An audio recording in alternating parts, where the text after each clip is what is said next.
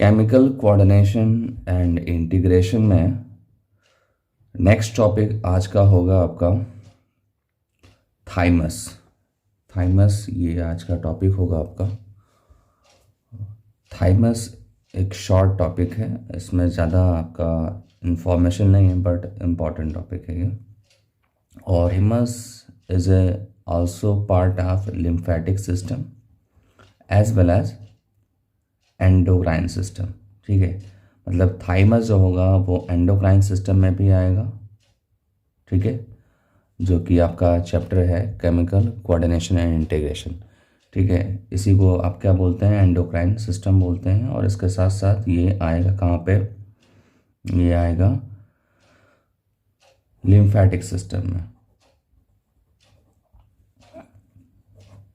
ठीक है, तो ये तो फर्स्ट पॉइंट हो गया। देन सेकंड पॉइंट आप यहाँ पे देखो स्क्रीन पे, thymus is located between lungs behind the sternum. ठीक है, आप सबको पता है कि हमारे बॉडी का जो वेंट्रल सरफेस होता है, वेंट्रल सरफेस, ठीक है, मतलब कि फ्रंट पार्ट जो होता है, ठीक है, फ्रंट पार्ट में सेंटर में हमारे क्या होता है, स्पेशली मैं बात कर रहा हूँ थोरिक रीजन। ठीक है, थोरिक रीजन में सेंटर में होता है स्टर्नम और ये होता है रिब्स। ठीक है, ये क्या होते हैं, रिब्स होते हैं। रिब्स जहाँ जाकर कनेक्ट होता है सेंटर में वो क्या होता है, स्टर्नम होता है। ठीक है, स्टर्नम होगा और ये सब क्या होंगे, रिब्स होंगे। ठीक है, तो ये जो थाइमस आपको दिख रहा है, thymus is located between lungs behind the sternum. ठीक है, लंग्स आपको पता है कि थोरिक रीजन में ही प्रेजेंट होते हैं। सपोज दैट ये आपका लंग्स है, ये लंग्स है, तो लंग्स के बीच में होगा और स्टर्नम के बिहाइंड होगा। ठीक है, अगर ये दोनों आप लंग्स मान लेते हैं तो लंग्स के बीच में होगा ये, बिटवीन लंग्स, और स्टर्नम के बिहाइंड होगा ये। ठीक है, on the ventral side of iota, on the ventral side of iota. तो ये भी ध्यान दो, आयोटा का मतलब कि ये सिस्टमिक आयोटा की बात कर रहा है, सिस्टमिक या पल्मोनरी आयोटा। लेकिन यहाँ पे आपको सिस्टमिक आयोटा डिस्कस करना। सिस्टमिक आयोटा एक्चुअली में लेफ्ट वेंट्रिकल्स, ठीक है, लेफ्ट वेंट्रिकल्स जो है हार्ट का चैम्बर होता है, हार्ट के 4 चैम्बर होते हैं। ये जो चैम्बर होता है नीचे का, ये होता है left ventricles.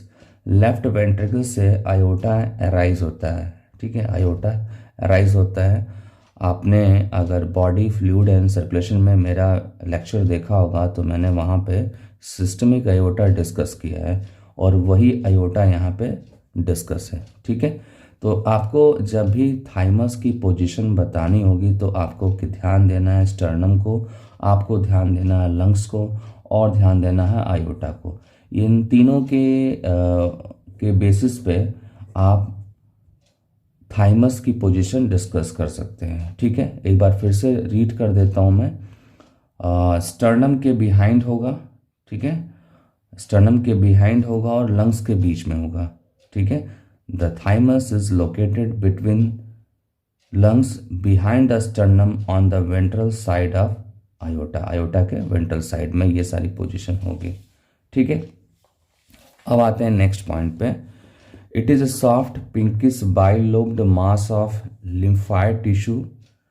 Eight birth it is a prominent gland but gradually atrophies in the adult. ठीक है, मतलब जब बर्थ होता है तो ये प्रोमिनेंट ग्लैंड होता है बट ग्रेजुअली धीरे धीरे क्या होता है, ये वेस्ट अवे हो जाता है, वेस्ट अवे हो जाता है। मतलब कि इसके सेल्स जो है वो डीजनरेट करते जाते हैं और इनकी साइज जो है स्मॉल ग्रेजुअली होती जाती है।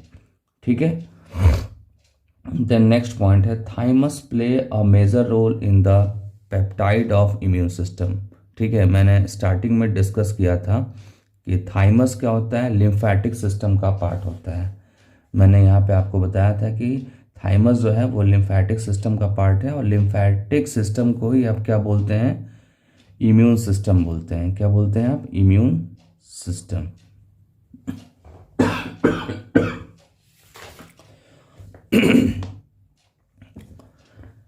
यहाँ पे आप देख सकते हो thymus play a major role in the development of immune system.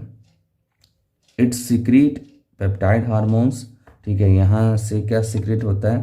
Peptide hormones. ठीक है, पेप्टाइड मीन्स कि जिसमें नंबर ऑफ अमीनो एसिड जो है 5 हो, 8 हो, या नियर अबाउट 10 के आसपास जो है अमीनो एसिड्स होंगे, तो उनको आप पेप्टाइड बोलेंगे। और ये पेप्टाइड जो है ये हार्मोन की तरह एक्ट करेगा, इसलिए इसको क्या बोलेंगे? पेप्टाइड हार्मोन बोलेंगे। और इस पर्टिकुलर पेप्टाइड हार्मोन का जो नेम है वो है थाइमोसिन। क्या है? थाइमोसिन। ठीक है, क्या करेगा ये? Which stimulate the development and differentiation of T lymphocyte cells. ठीक है, ये टी लिम्फोसाइट सेल्स के डेवलपमेंट और उसके डिफरेंशिएशन को करेगा ये। ठीक है, T lymphocyte cells is a type of lymphocyte cells. ठीक है, और आप ये भी बोल सकते हैं कि टी लिम्फोसाइट सेल्स का मैचुरेशन, ये इंपॉर्टेंट लाइन है, मैचुरेशन ऑफ टी लिम्फोसाइट्स, अगर इसकी लोकेशन पूछें तो आंसर क्या होगा? थाइमस होगा। ठीक है, थाइमस में टी लिम्फोसाइट सेल्स का मैचुरेशन होता है, वहाँ पे उसका डिफरेंशिएशन होता है, या आप बोल सकते हैं कि स्पेशलाइजेशन होता है। उसकी जो स्पेशल स्किल्स होते हैं वो थाइमस में डेवलप होते हैं। ठीक है, किसके special skill? T lymphocyte cells के।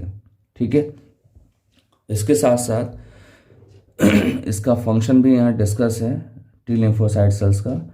T lymphocyte cells cell mediated immunity में हेल्प करता है, सेल मीडिएटेड इम्यूनिटी में हेल्प करता है। और ये आपको मिलेगा कहाँ पे? क्लास 12th में मिलेगा। अभी फ़िलहाल आपको ये समझना है कि जब भी आप डिस्कस करेंगे एडॉप्टिव इम्यूनिटी, जब भी आप डिस्कस करेंगे एडॉप्टिव इम्यूनिटी, दैट मीन्स कि एक्वायर्ड इम्यूनिटी, एक्वायर्ड इम्यूनिटी जब डिस्कस करेंगे तो एक्वायर्ड इम्यूनिटी के दो पार्ट होते हैं। ठीक है, फर्स्ट जो पार्ट होता है वो होता है सेल मेडिएटेड इम्यूनिटी होता है, और सेकंड जो पार्ट होता है वो होता है ह्यूमरल इम्यूनिटी। ठीक है, तो यहाँ पे डिस्कशन हो रहा था किसका? टी लिम्फोसाइट सेल्स का। तो टी लिम्फोसाइट सेल्स का रोल कहाँ पे है? सेल मेडिएटेड इम्यूनिटी में। ठीक है, और सेल मेडिएटेड इम्यूनिटी जो है वो रिलेटेड किससे है? ह्यूमरल इम्यूनिटी से, जो आगे आपको मिलेगा।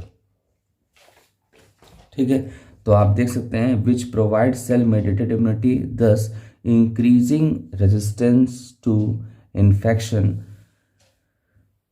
It also hasten.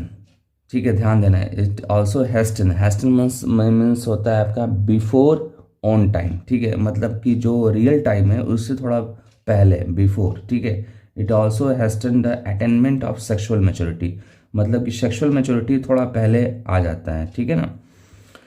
Next point है इन एडिशन थाइमोसिन। थाइमोसिन क्या है? हार्मोन है। Also promote production of antibody. ठीक है, और जैसे ही एंटीबॉडी का रोल स्टार्ट होगा तो दैट मीन्स कि ह्यूमरल इम्यूनिटी का रोल स्टार्ट हो गया, क्योंकि एंटीबॉडी जो है वो ह्यूमरल इम्यूनिटी का पार्ट है।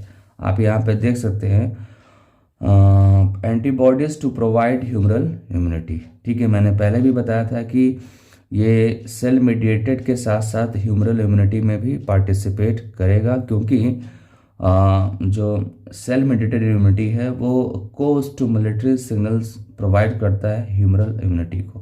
ठीक है, costimulatory signals provide cell mediated immunity to the humoral immunity.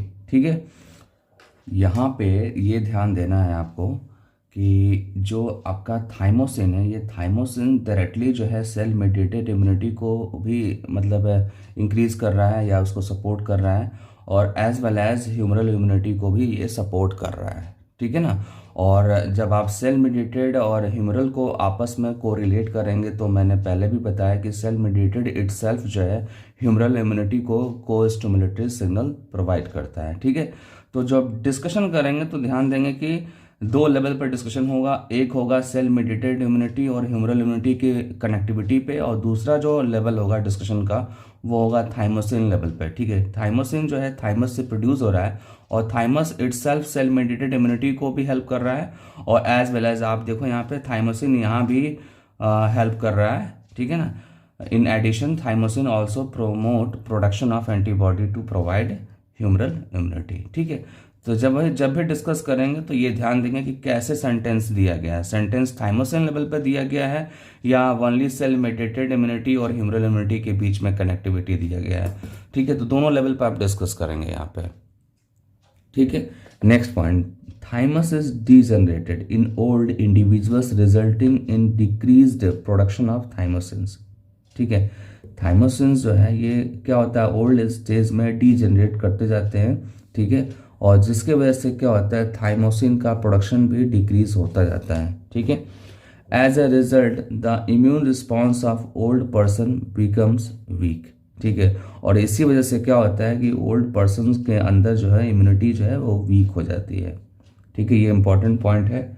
Then last एक पॉइंट है, वेरी वेरी इंपॉर्टेंट है, क्या है वो, Hassall's corpuscles are spherical oval bodies present in the thymus, और इसका फंक्शन क्या है, फैगोसिटिक एक्टिविटी। ठीक है, फैगोसिटिक एक्टिविटी मीन्स कि इनगल्फ ऑफ फॉरेन सब्सटेंसेस। ठीक है, इनगल्फ ऑफ फॉरेन सब्सटेंसेस, जो भी फॉरेन सब्सटेंसेस है लाइक बैक्टीरिया या अदर कोई हार्मफुल सब्सटेंस बॉडी में इंटर किया तो हैसल्स कार्पस्कल्स क्या करेंगे, उनको इनगल्फ करेंगे, उनको मतलब कि वो उनको खा जाएंगे, उनको डिस्ट्रॉय करेंगे, उनको एलिमिनेट कर देंगे। ठीक है ना, तो ये हैसल्स कार्पस्कल्स का फंक्शन है, और ये स्पेरिकल शेप का होता है और ओवल शेप का होता है, और कहाँ पे होगा, ये थाइमस में प्रेजेंट होगा।